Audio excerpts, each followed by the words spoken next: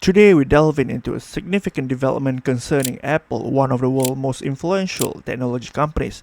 Recent headlines have revealed that Apple has agreed to a $95 million settlement over allegations involving its virtual assistant Siri. Specifically, claims suggest that Siri was eavesdropping on users and in some instances sharing private recordings without explicit consent. Join me as we unpack the details and implications of this case. The issue at the heart of this settlement is a class action lawsuit filed by a group of Apple users. These individuals allege that Siri, Apple's iconic virtual assistant, was inadvertently activated and subsequently recorded private conversations. More troubling, they claim these recordings were shared with third parties, including advertisers, thereby breaching user privacy. Apple, for its part, has denied any wrongdoing. In court documents, the company maintains that any accidental Siri activations were unintentional and not part of a broader scheme. They assert that they did not deliberately record, share, or fail to delete conversations triggered by such activations. Nevertheless, by agreeing to the settlement, Apple avoids the uncertainty of a court trial and the potential for a more substantial financial penalty. So what does this settlement mean for Apple users? If you own a Siri-enabled device between 2014 and 2019, you may be eligible for compensation. Specifically, eligible claimants could receive up to $20 per device. While this amount might seem modest on an individual basis, it collectively represents a significant payout when considering the sheer volume of affected devices. However, it's essential to understand the financial dynamics of such settlements. Out of the $95 million, approximately 30% is allocated to legal fees, amounting to nearly $30 million. This leaves the remainder to be distributed among eligible claimants, illustrating the financial complexities of class action settlements. To put this settlement into perspective, consider Apple's recent financial performance. In the 3 months leading up to September 28, 2024, Apple reported a staggering $94.9 billion in revenue. In this context, the $95 million settlement represents a fraction of the company's financial capacity, a sum that is arguably more symbolic than consequential. This case is far from Apple's first encounter with legal scrutiny. Earlier this year, the company began disbursing payment in a $500 million settlement related to allegations of deliberately slowing down older iPhones, a controversy widely known as Batterygate. With Batterygate, things started off weird and just got weirder. Back in late 2016, people started complaining about their iPhone 6 and 6S shutting down unexpectedly, and worse, having to be connected to power cables just to boot back up. Apple said it was only happening to a small percentage of customers, but at iPhone scale, even a small percentage is a lot of people. Especially in this case, because if the iPhone can't be rebooted without being plugged in, you risk hella inconveniencing those people, the ones out and about, away from their cables and outlets, not able to use their iPhones, especially in the case of an emergency. To figure out what was going on, Apple's engineers did something I still think is really clever.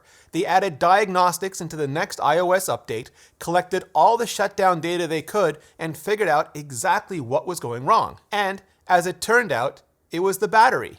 If a particularly intensive task, like say a complex photo filter, caused a significant spike in processor demand, it also caused a spike in power draw.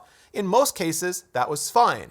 But if the battery health was bad, if it had been through an unusual amount of charge cycles, or damaged in some way, or exposed to a lot of heat, for example, it couldn't meet the power demand, and so it would brown out, shut down, just to protect itself. Once Apple's engineers understood what was happening, they injected a solution into the next iOS update. First, they added the ability for the iPhone to recover and reboot from a brownout without having to be plugged in again, pretty much eliminating the risk of anyone being left without a functioning iPhone. Second, they added a Mac-style service notice in settings to warn about poor battery health. Third, they expanded performance management, throttling, to prevent brownouts from occurring to begin with. Now, throttling has become something of a dirty, rage-inducing word online thanks to things like Batterygate and a bug in the 2017 MacBook Pro.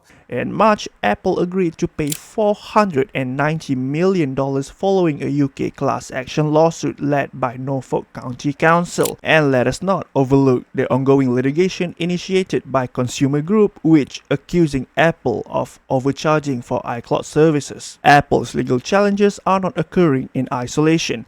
Other tech giants are facing similar allegations.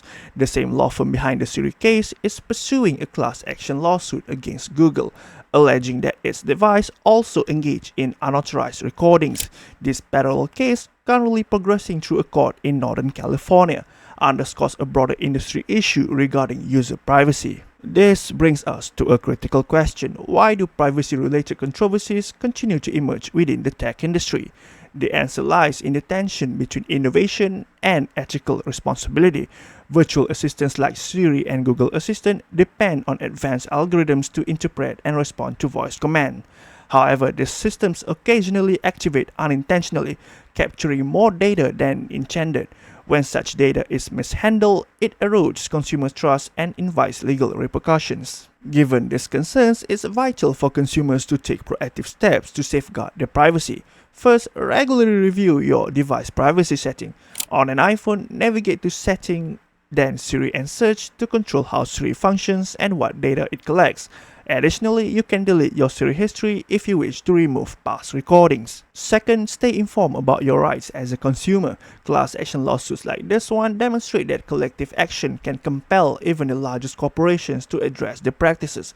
If you qualify for compensation in this case, ensure you follow the necessary steps to claim your payout once the process begins. In summary, the $95 million Siri settlement serves as a reminder of the importance of accountability in the tech industry.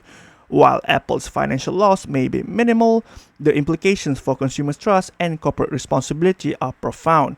What are your thoughts on this case? Do you believe technology companies are doing enough to protect user privacy, or is there significant room for improvement?